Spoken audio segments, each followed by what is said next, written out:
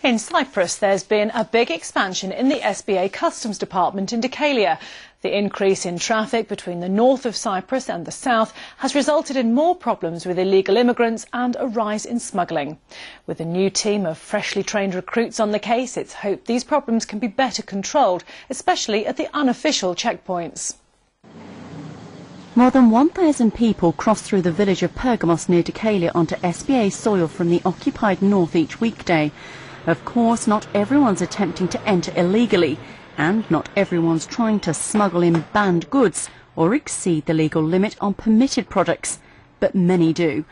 And the customs officers are kept extremely busy, making sure they don't get away with it. According to some people, we shouldn't have these kind of borders here because Cyprus is one, and especially Pila people, Pila residents, they have difficulties in understanding the rules here. They are always angry with us because we are doing our job. How do you find people respond when you confiscate something they really don't want to give up? They try to put up a fight. Some people they say fair enough. All right, you're doing your job, and they hand them over. There's only one official crossing point in Pergamos village, but there are two others nearby, which are manned by Turkish Cypriots. This is a second border crossing in Pergamos village, which is used exclusively for the villagers. It's not officially recognised by the SBA customs officers, but they do come here regularly to monitor the traffic that passes through it.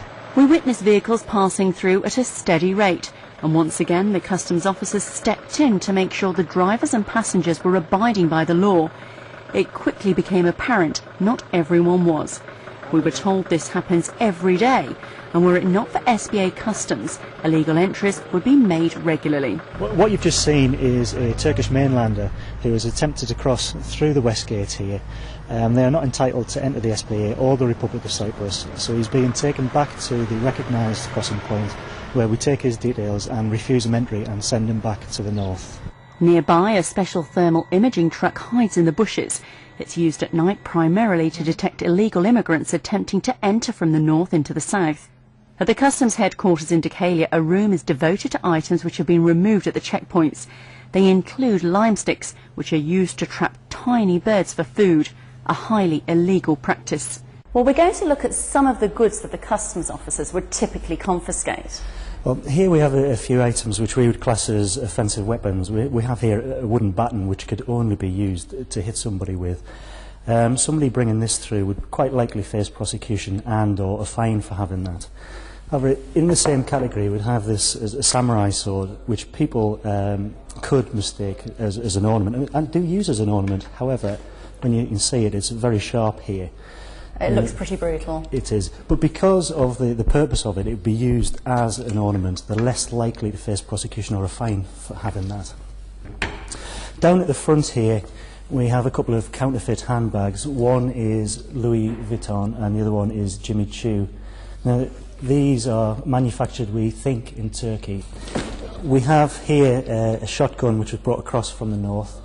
This one has now been disarmed and we use it as a training aid. And over at the back here you have the regular stuff that you'll see being seized at a customs checkpoint, things that people expect us to take. There's the cigarettes. And then there's this rather decorative and quite beautiful baton, but on closer inspection it's actually two extremely sharp and potentially lethal swords. With a full team of 45 customs officers, the highest number ever, it's hoped people will think twice before they break the law when they enter sovereign-based territory.